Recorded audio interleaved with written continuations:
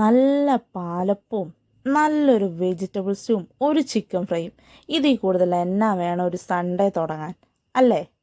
ഓ, എന്ത് നല്ല ടേസ്റ്റുള്ള സ്റ്റൂവാ. എന്നാൽ ദേ പിടിച്ചോ, ആ സ്റ്റൂവിൻ്റെ റെസിപ്പിയാണ്.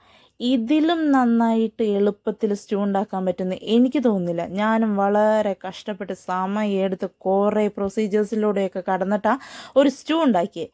പക്ഷേ പെട്ടെന്ന് എനിക്ക് തോന്നി ഇങ്ങനെ ഉണ്ടാക്കിയാൽ എന്താ സ്റ്റൂ ആവില്ലേ.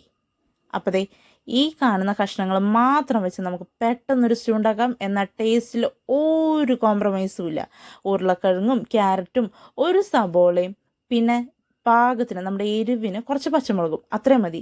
ഉരുളക്കിഴങ്ങും ക്യാരറ്റും ചെറുതാക്കി അരിഞ്ഞെടുക്കണേ. സബോള പിന്നെ സാധാരണ പോലെ തന്നെ. പച്ചമുളക് നമ്മുടെ എരിവിന് ആവശ്യത്തിന് ദേ ഇതുപോലെ അരിഞ്ഞെടുത്ത് വെക്കുക. എന്നിട്ട് ദേ ഒരു കുക്കർ എടുക്കുക, അടുപ്പത്ത് വെക്കുക, ഇച്ചിരി ഓയിൽ ഒഴിക്കുക. നല്ലൊരു വാസനയ്ക്കും ടേസ്റ്റിനും വേണ്ടിയിട്ട് ഒരു ടീസ്പൂൺ ഗീ ഒഴിക്കുക.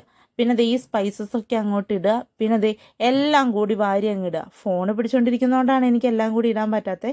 ദേ കണ്ടില്ലേ, എല്ലാം വാരി ഇടുക. ഉള്ളി വാടിയിട്ടേ ബാക്കി ഇടാൻ പറ്റുള്ളൂ എന്നുള്ള റൂൾസ് ഒന്നുമില്ല ഇവിടെ. പിന്നെ ദേ ആവശ്യത്തിന് ഉപ്പിടുക. പിന്നെ ദേ കനം കുറഞ്ഞ നമ്മുടെ രണ്ടാമത്തെ തേങ്ങാപ്പാൽ അതൊഴിക്കുക. എന്നിട്ട് 2 ബിസിൽ അങ്ങോട്ട് അടുപ്പിക്കുക. എന്നിട്ട് ഉരുളക്കിഴങ്ങിനൊന്ന് ഇച്ചിരി ഒന്ന് ഉടയ്ക്കുക. ഇച്ചിരി ഒരു കൊഴുപ്പ് വേണ്ടേ. എന്നിട്ട് ദേ നമ്മുടെ കട്ടിയുള്ള തേങ്ങാപ്പാൽ ഒഴിച്ചു.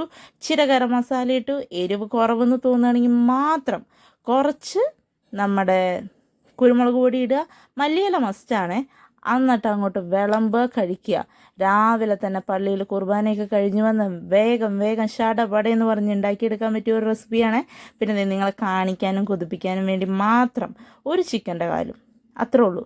അപ്പോൾ എല്ലാവരും ഒന്ന് ഉണ്ടാക്കിയിട്ട് എന്നോട് അഭിപ്രായം പറയണേ. Okay, by.